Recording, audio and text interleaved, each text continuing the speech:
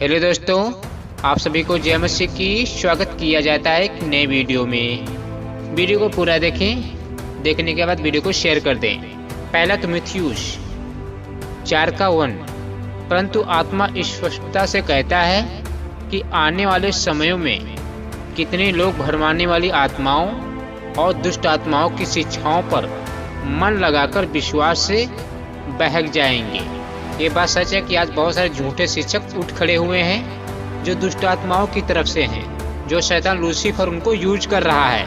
मेरे चर्च में आओ, आपको गाड़ी मिलेगी, मेरे कलीसिया में आपको बंगला मिलेगा, ये मिलेगा, वो मिलेगा, ऐसे लुभावने वाले वचन, ये शैतान लूसीफर की चाल होती है कि एक मसीही विश्वासी जिसके लिए परमेश्वर ने लहू बहाया है वो सही तरीके से पश्चाताप ना कर पाए, मन ना फिरा पाए और स्वर्ग ना जा पाए। ये शैतान की चाल होती है। वो बस चिन्ह चमत्कार के पीछे पड़ा रहे, चंगाई के पीछे पड़ा रहे।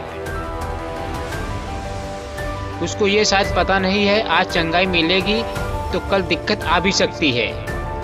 जैसे परमेश्वर प्रभु यीशु ने लाजर को जिलाया था, आगे चलकर लाजर फिर मरा था।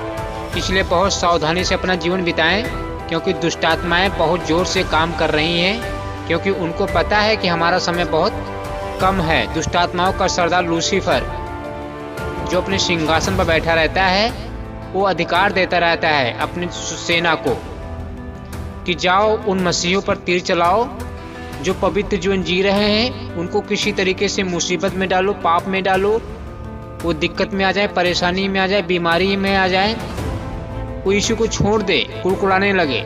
लेकिन एक बात ये है, जो सच्चे मसीह होते हैं, जो वचन में मजबूत होते हैं, जो वचन को खराई पे चलते हैं, वचन को पढ़ते हैं, वो जानते हैं कि लूसीफर को कैसे हराना है। उसकी चाल को समझ जाते हैं कि जब शैतान मन में कोई गलत विचार डालता है तो मसीह जो विश्वासी वचन में मजबूत होते हैं वो समझ जाते हैं अच्छी तरीके से। एक बात और है, शैतान लूसीफर और दुष्ट आत्माएं जो है ना, एक मसीह विश्वासी को व्यभिचार में ज़्यादा फंसाती है, क्योंकि शैतान को पता है कि एक मसीही किस चीज़ में कमज़ोर है, कहाँ पे कमज़ोर है, कहाँ पे गिर सकता है। ये शैतान लूसीफर को अच्छी तरीके से पता है। परमेश्वर का वचन कहता है पहला थिस्सलुनीकियों 4:3, क्योंकि परमेश्वर की यह इच्छा है, यानी जो स्वर्ग में बैठा है परमेश्वर, ठीक है, 4 प्राणी, 24 प्राचीन इधर उधर और बहुत सारे करोड़ों स्वर्गदूत, और बीच में परमेश्वर का सिंहासन है, पिता, पुत्र, पवित्र आत्मा, ये परमेश्वर का सिंहासन है। तो पिता की क्या इच्छा है? पहला थिस्सलुनीकियों 4:3, क्योंकि परमेश्वर की यह इच्छा है, यानी विश्वासियों के लिए, कि तुम पवित्र बनो, अर्थात व्यभिचार से बचे रहो। ये जो व्यभिचार है ना, ये बहुत खतरनाक है। ये शैतान को पता है कि एक मसीह इसी में ज़्यादा गिरेगा, क्योंकि इससे निकलना बहुत आसान बात नहीं है। आप अपनी दम पर, आप अपनी ताकत लगा के, जोर लगा के 10 दिन पवित्र जीवन जीऊंगा, आप नहीं पाप करूंगा, वचन देता हूँ परमेश्वर, आप टूट जाओगे, आप हार जाओगे, नहीं जीत पाओगे। ठीक है, आप परमेश्वर से प्रार्थना करो कि परमेश्वर मुझे इस गंदगी से बाहर निकाले। इसीलिए प्रभु यीशु ने कहा है नए नियम में, पुराने नियम में क्या आज्ञा ठहराई थी मूसा ने? व्यवस्था विवरण 6:18, तू व्यभिचार न करना। ये मूसा ने आज्ञा ठहराई थी इजरायलियों को। व्यभिचार न करना, हत्या न करना, चोरी न करना, तू किसी के विरुद्ध झूठी साक्षी न देना, तू न किसी की पत्नी का लालच करना और न किसी घर का लालच करना, न उसके खेत का, न उसके दास का, न उसकी दासी का, और न उसके बैल का या गधे का, उसकी किसी और वस्तु का लालच न करना। ये सब आज्ञा मूसा ने ठहराई थी इजरायलियों के लिए। लेकिन परमेश्वर प्रभु यीशु यहाँ पे क्या कह रहे हैं? मूसा ने तो कहा था तू व्यभिचार न करना, लेकिन प्रभु यीशु यहाँ पे क्या कह रहे हैं?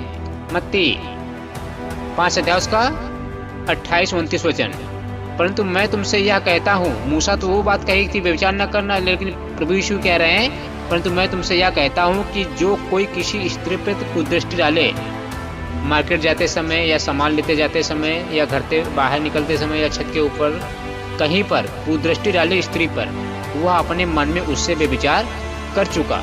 आप शारीरिक तौर से करो या ना करो, लेकिन अगर आप मन में ही सोच लोगे तो परमेश्वर की आयत कहती है तुम व्यभिचार कर चुके। अब जरा सोचो कितनी सोच समझकर हमें जीवन जीना है। ठीक है, इसीलिए प्रभु यीशु कह गए 29 आयत में, यदि तेरी दाहिनी आंख तुझे ठोकर खिलाए तो उसे निकाल कर फेंक दे, क्योंकि तेरे लिए यही भला है कि तेरे अंगों में से एक नष्ट हो जाए और तेरा सारा शरीर नरक में न डाले जाए। इसीलिए प्रभु यीशु ने कहा है मत्ती 6 अध्याय उसका 22 वचन में, शरीर का दिया आँख है, इसलिए यदि तेरी आँख निर्मल हो तो तेरा सारा शरीर उजियाला होगा। मतलब क्या, सारे पाप जो होते हैं ना आँखों से ही होते हैं। अगर आप आँखों से देखोगे नहीं तो मन में सोचोगे नहीं और ये होगा नहीं, और ये शैतान होने देगा नहीं, क्योंकि शैतान जानता है कि एक विश्वासी कहाँ पे कमजोर है, कहाँ पे गिर सकता है। ये सांसारिक लोगों के पास शैतान नहीं जाता, क्योंकि सांसारिक लोग जो है ना वो शैतान के कब्जों में ऑलरेडी पहले से ही। उनके पास क्या करने जाएगा अपना फालतू समय बर्बाद करने के लिए। वो मसीही विश्वासी भाई बहनों के पास जाता है जो पवित्र जीवन जीने का डिसाइड करते हैं कि मैं पवित्र जीवन जीऊंगा, आयतों पर चलूंगा। तब शैतान को खलबली होने लगती है। तो जानता है कि मसीह कहाँ पे कमजोर है, तो उसी में वो गिराने की कोशिश करता है और कामयाब भी हो जाता है। क्यों? क्योंकि वचन में जो कमजोर होते हैं ना, क्योंकि उनको पता नहीं होता ना वचन पे कहाँ से शैतान को हराना, वचन से ही हराना है। जैसे यीशु मसीह ने शैतान को हराया था, तो हम जब वचन पढ़ेंगे नहीं तो शैतान को कैसे हरा पाएंगे। इसलिए वचन पढ़ना बहुत ज़रूरी है, क्योंकि दुष्ट आत्मा बहुत ज़ोर से काम कर रही है, अपना तीर बहुत ज़ोर से चला रही हैं। उनको पता है कि हमारा जो समय है बहुत ही थोड़ा बचा हुआ है, बहुत ही थोड़ा बचा हुआ। उनको पता है कि हमारा समय बहुत थोड़ा बचा है, तो अपने साथ सब लोगों को ले जाने की कोशिश करती हैं। इसलिए पाप से हमेशा दूर रहो, व्यभिचार से हमेशा दूर रहो। परमेश्वर का वचन कहता है अपने आप को व्यभिचार से बचाए रखो, पवित्र बनो, अपनी सारी चाल चलने पवित्र बनो, क्योंकि हम जो गुनाह करते हैं, पाप करते हैं, यहोवा देखता है। अगर आपकी परीक्षा हो तो परीक्षा में खड़े रहो, ठीक है। यीशु मसीह का वचन कहता है आपके सारे आंसू पोंछ डालूंगा। जागते रहो और हर समय प्रार्थना करते रहो। तुम न उस दिन को जानते हो और न उस घड़ी को। हमें ये नहीं पता है, यीशु मसीह कह गए हैं उस दिन को या उस घड़ी को तुम नहीं जानते हो, इसलिए जागते रहना और हर समय प्रार्थना करते रहना। तुम सोचते भी नहीं होगे उसी घड़ी मनुष्य का पुत्र आ जाएगा यीशु मसीह। इसलिए हमें जागते रहना और प्रार्थना करते रहना है, ठीक है।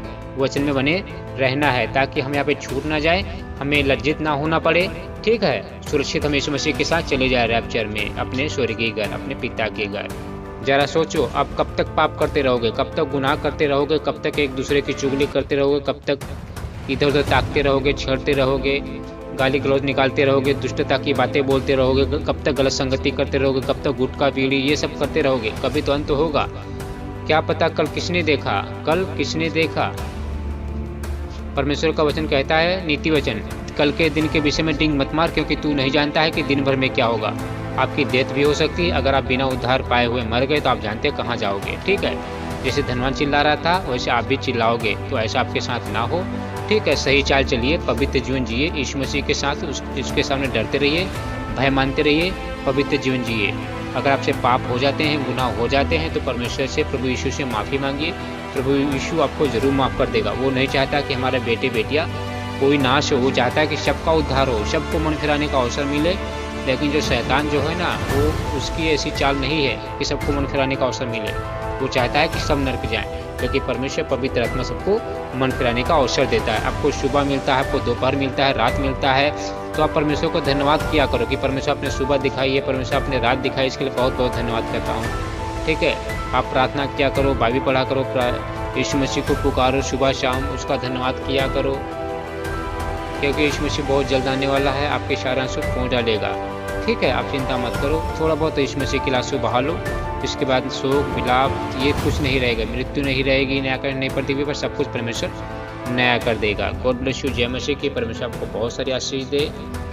जय मसीह की।